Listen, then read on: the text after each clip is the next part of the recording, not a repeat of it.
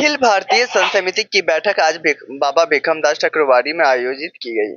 इस बैठक में अखिल भारतीय संत समिति के राष्ट्रीय महामंत्री दंड स्वामी जितेंद्र सरस्वती जी महाराज एवं पूरे बिहार से अन्य कई मठाधीश एवं महामंडलेश्वर शामिल हुए।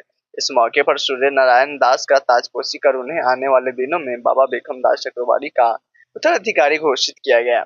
बैठक में अखिल भारतीय संत समिति के राष्ट्रीय महामंत्री दंड स्वामी जितेंद्र सरस्वती जी महाराज ने कहा है, हम सभी मठाधीशों संतों को एकजुट रहना है। धर्म को आगे बढ़ाने के लिए किस प्रकार से कारगर कदम उठाए जा रहे हैं महाराज?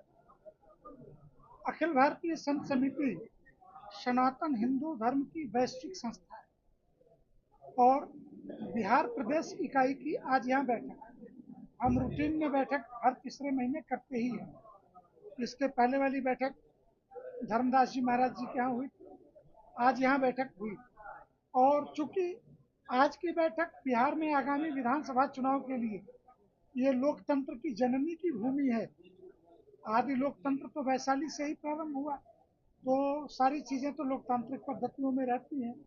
तो स्वाभाविक है कि मीडिया के देखने का नजरिया जो है वो एक राजनीतिक नजरिया हो सकता है कि संत जुटे हैं। तो हमें नरेंद्र मोदी के सनातन धर्म के लिए किए गए कार्यों पर अटूट विश्वास है, क्योंकि हिंदू धर्माचार्यों ने उनके आने के बाद ही राम जन्मभूमि भी प्राप्त की, काशी विश्वनाथ धाम कॉरिडोर भी बना, माँ कामाख्या का कॉरिडोर बना, या आज बिहार के अंदर माँ जानकी के मंदिर की आधारशिला रखी गई मिथिला की भूमि पर, तो इसी समय में रखी जा सकी। तो धार्मिक व्यक्ति बाकी चीजों को नहीं देखता, धार्मिक व्यक्ति यही देखता है कि धर्म का विकास, और धर्म व्यक्ति का विषय होता है कि धर्म अगर विकसित ना हो और धर्म बाईपास हो जाता है तो फिर तो बड़े बूढ़े अनाथालयों में पलते हैं। और अगर बेटे के अंदर धर्म का बोध है तो माता पिता और गुरु की सेवा करता है, बड़ों की सेवा, नित्य वृद्धोपसेविना का भाव रहता है। इसलिए हमारी मानसिकता क्लियर है कि ठीक है कि बिहार में चुनाव है, लेकिन साधु संत धर्म की दृष्टि से जो असर डाल सके, और बिहार में बड़ा क्लियर है कि धर्म का पक्षधर कौन है, धर्म का विरोधी कौन है। धर्म जब मैं कहता हूँ तो संप्रदाय की बात नहीं करता, क्योंकि बिहार राष्ट्रीय एकता और अखंडता के धुरी से जुड़ा वो प्रश्न है जिसके बारे में सर्जिल इमाम ने कहा था कि किशनगंज, कटिहार, पूर्णिया के इलाके में ये जो चिकन नेक है, अगर 5 लाख मुसलमान इसको रास्ते को बंद कर दे तो असम जाने का कोई रास्ता नहीं बचेगा और पूर्वोत्तर हिंदुस्तान से कट जाएगा। इसलिए बिहार हमारे लिए बहुत महत्वपूर्ण है सनातन धर्म की दृष्टि से।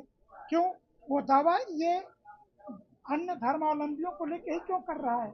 इसलिए कि वहाँ हिंदू अल्पसंख्यक है उस बेल्ट में, उत्तर बिहार में। तो वो चीजें ठीक हो और राष्ट्रीय एकता और अखंडता के लिए कोई खतरा ना हो, इसके लिए बिहार ने सदैव बलिदान दिया है और उच्च स्तरीय बलिदान दिया। बाबा बिहार आए हैं, यहाँ पे मठ का काफी बुरा हाल है, कई जगह जमीन के अक्सर हो रहा है, तो दुकान के अक्सर हो रहा है।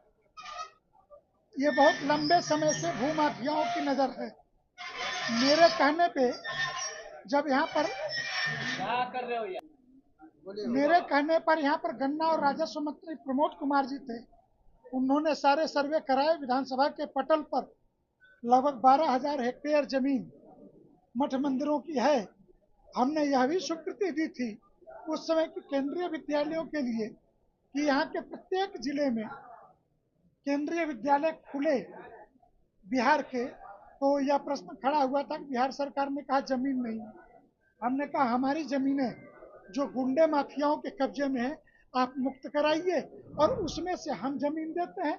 हम तो ये नहीं पूछ रहे ना कि हिंदू का बेटा पढ़ेगा कि मुसलमान का या ईसाई का।